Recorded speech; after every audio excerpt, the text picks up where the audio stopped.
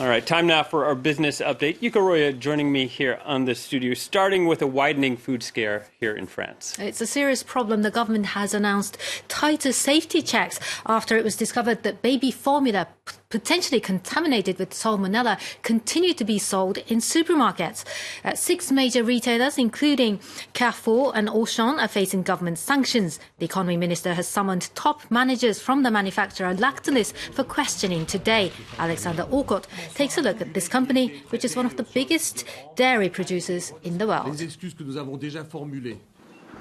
In the dairy aisle, the Lactalis Group is responsible for a wide range of products under various names. These include some of the best-known brands in milk, yogurt and cheese. It's the world's leading dairy producer, eclipsing even Nestlé. Exporting to 43 countries and employing 75,000 people worldwide, its turnover is around 17 billion euros. But its reputation was severely damaged when it was forced to recall millions of products in December after salmonella bacteria was discovered in its baby milk formula. Lactalis is now on damage control. I want to offer our apologies again to all the parents who have and who could have been affected. I really want you to believe that we are sincerely, deeply sorry for what happened. From humble beginnings, the brand has steadily grown to become a global giant. It launched the first ever industrially produced camembert in 1968 under the brand Président, and more recently it has been buying up its competitors one after another. The financial damage of the scandal is unclear. Its CEO, Emmanuel Besnier, is one of France's richest men, but keeps a very low profile.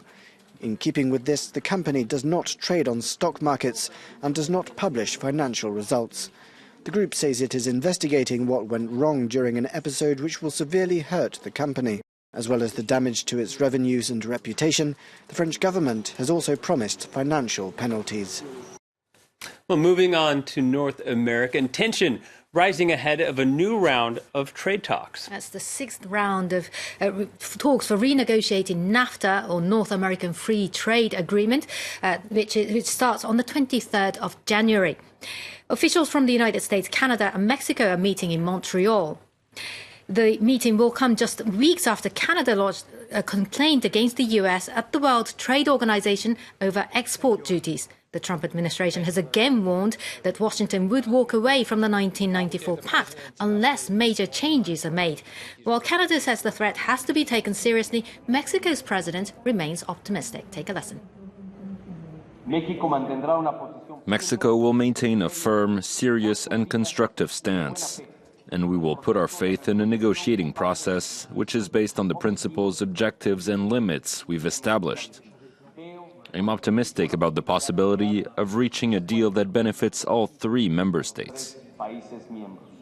So I think if there is goodwill on all sides, we could have a great outcome in Montreal. But having said that, the U.S. has been very clear since before the talks started that invoking Article 2205 was a possibility. And I think we need to take our neighbors at their word, take them seriously. And so Canada is prepared for every eventuality. Now, meanwhile, Fiat Chrysler announced a plan to shift production of its heavy-duty pickup trucks from Mexico to Michigan in 2020. The carmaker says it will invest $1 billion into a new factory, which will create 2,500 jobs. The move will lower the risk to the firm's profit if the US decides indeed to pull out of NAFTA.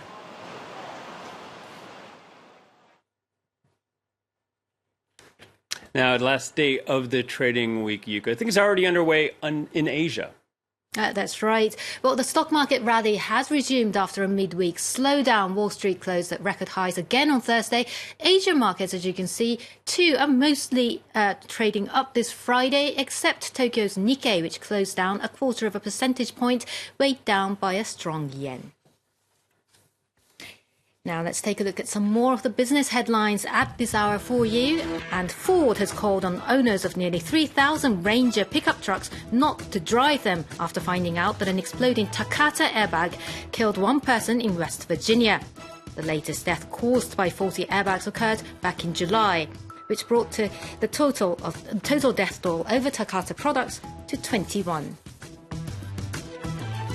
China's exports and imports picked up steam last year thanks to global demand. According to new data, exports expanded almost 8%, while imports rose double that amount. The country's trade surplus with the world fell 17%, but with the United States, it actually widened. Trade imbalance is a sensitive issue with Donald Trump. And more Japanese households are expecting inflation to accelerate, according to a new survey by the country's central bank. While the new data is seen as another sign of the economy regaining confidence, the country's economy minister sounded a cautious note, saying it's still too early to declare an end to deflation before consumer prices reaches the Bank of Japan's target of a 2% inflation rate. And finally, from you, cryptocurrency has crept into the music industry. That's right. It's just a question of how far would you go to promote virtual currencies. Now, in Japan, where Bitcoin is a big thing, it's so big that a new all-girls crypto band has just been formed. They're called Kasotsuka Shoujo, or virtual currency girls, with each of its 8 members representing a different digital currency, including Bitcoin, Ethereum, and Ripple. The group is giving its first cryptopop concert in Tokyo this Friday and is on a mission to educate the public about the world of virtual currencies. So there you go. Not a very catchy name, at least not in English when you translate it. Kasotsuka Shoujo. Yeah, it's quite a mouthful. Thank you, Yuko. Yuko Royo with a roundup of the business news.